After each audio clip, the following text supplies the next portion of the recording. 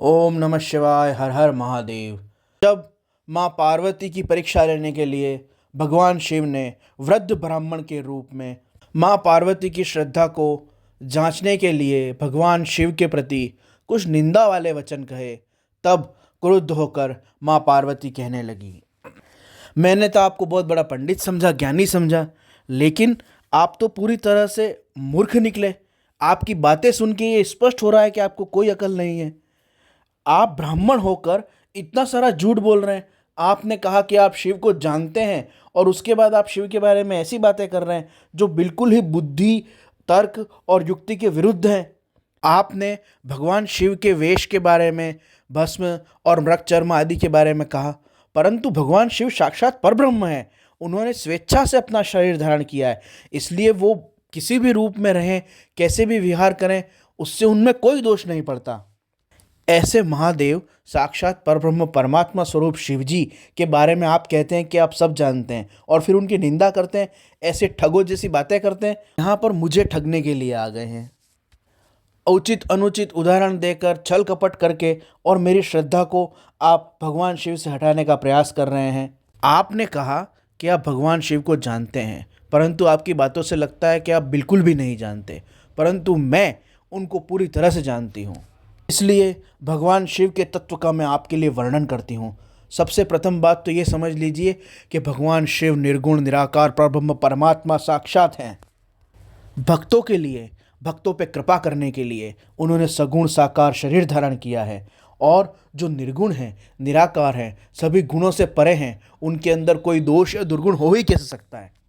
उन्होंने ही भगवान विष्णु को वेद प्रदान किए हैं, फिर उनसे उत्तम और कौन हो सकता है। आपने उनकी आयु के बारे में और मेरी उम्र के बारे में कहा।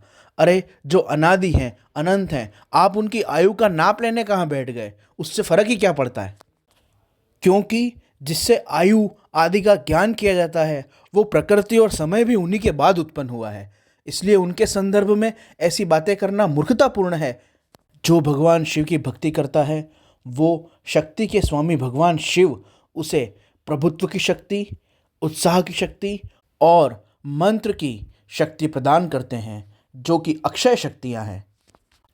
उन्हीं महादेव के कृपा प्रसाद से भगवान विष्णु को पालन की शक्ति, रुद्र को संहार की शक्ति और ब्रह्मा जी को सृष्टि के निर्माण की शक्ति प्राप्त हुई है।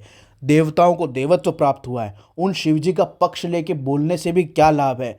वह कल्याण स्वरूप स्वयं परब्रह्म परमात्मा महाप्रभु हैं। उनकी सेवा से, उनकी पूजा से ऐसा कौन सा मनोरथ है जो सिद्ध ना हो? उनकी पूजा करने वाले के सभी मनोरथ पूर्ण होते हैं। उन महादेव जी के पास किस बात की कमी है जो आप उनकी तुलनाएं कर रहे हैं? और वो मुझे पाने की इच्छा क्यों करेंगे? उनके पास किस चीज़ की कमी है जो वो मुझे पाने की इच्छा करेंगे? यदि मनुष्य शंकर जी की सेवा ना करे तो वो जन्म जन्म दरिद्र रहता है और वो खुद अपने पापों से त्रस्त होकर दुखी होता रहता है। लोकों में जिसे अक्षय लक्ष्मी प्राप्त करनी हो, उसे भगवान शिव की सेवा करनी चाहिए।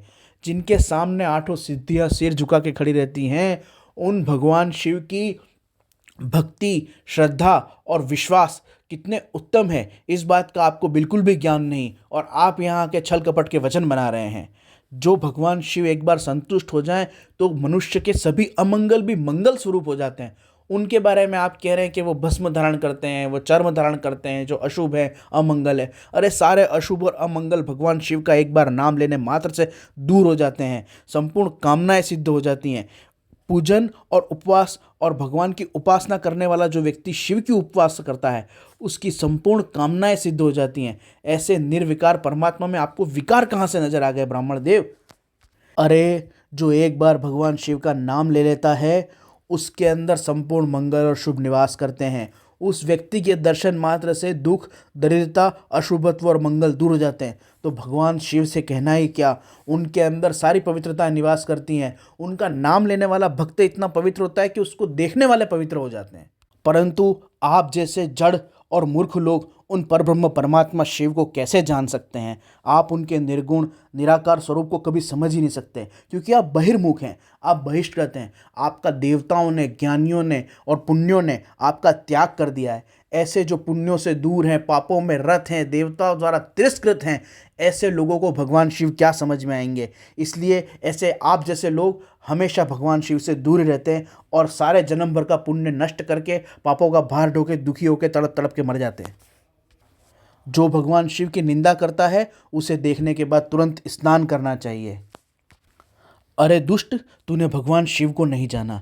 तू जैसा कहता है वैसा अगर हो तो भी मुझे भगवान शिव ही चाहिए, वही मेरे अभिष्ट हैं। वे भक्तवत्सल सर्वेश्वर भगवान शिव परमेश्वर ही मुझे चाहिए और उन्हीं को प्राप्त करने की मेरी इच्छा है। इतना कहकर जगतजननी पराम्बा माँ भगवती चुप हो गई, मौन होकर ध्यान करने लगी। परंतु ब्राह्मण वेशधारी शिव और कुछ कहना चाह रहे थे। तब माँ पार्वती ने अपनी सखी विजया और जया को कहा, इसे रोको, ये मूर्ख फिर कुछ बोलना चाहता है। इस अधम को यत्नपूर्वक रोको, क्योंकि अगर ये बोलेगा तो भगवान शिव की बुराई ही करेगा, ये निंदा ही करेगा। और ऐसा व्यक्ति जो भगवान शिव की निंदा करता हो उसका वध कर दिया जाना चाहिए। अगर आपके सामने कोई शिव की निंदा करता है तो उसको तत्काल मार डालना चाहिए, क्योंकि निंदा करने वाले को तो पाप लगते ही हैं, जो उसको सुनता है उसको भी पाप लगते हैं। परंतु ये वृद्ध है और ये वृद्ध होने के बाद भी ब्राह्मण का रूप धर के यहाँ खड़ा हुआ है, इसलिए इसकी हत्या नहीं की जा सकती। हमें ये स्थान शीघ्र छोड़ देना चाहिए। ऐसा कह के भगवती पराम्बा माँ जगदम्बा वहाँ से जाने लगी और उनकी सखियाँ उनके साथ जाने लगी। तब भगवान शिव ने उनका हाथ पकड़ लिया और अपने वृद्ध ब्राह्मण वेश को छोड़कर वह उसी रूप में प्रकट हो गए जिस रूप में माँ जगदम्बा उनका ध्यान कर रही थी। और भगवान शिव ने कहा, प्रिय, मुझे छोड़कर कहाँ जाओगी? ये संपूर्ण जगत मेरा ही विवर्त है और मैंने तुम्हारी तपस्या से प्रसन्न होकर तुम्हें दर्शन दिया है। तुमने अपनी तपस्या से, भक्ति से और प्रेम से मुझे खरीद लिया है। तुम्हारे बिना अब एक क्षण भी मुझे युगों समान जान पड़ेगा। अतः तुम मेरे साथ चलो और मैंने तुम्हारी परीक्षा ली, उसके लिए मुझे माफ़ कर दो। तुम्हारे जैसा प्रेम करने वाला मुझे और कोई नहीं दिखाई देता। तुमने अपनी भक्ति, तपस्या और प्रेम से मुझे खरीद लिया है। तुम मेरी आज से धर्म पत्नी हो। जब माँ पार्वती ने भगवान शिव को देखा और उनकी इस वाणी को सुना तब वो आनंदमग्न हो उठी।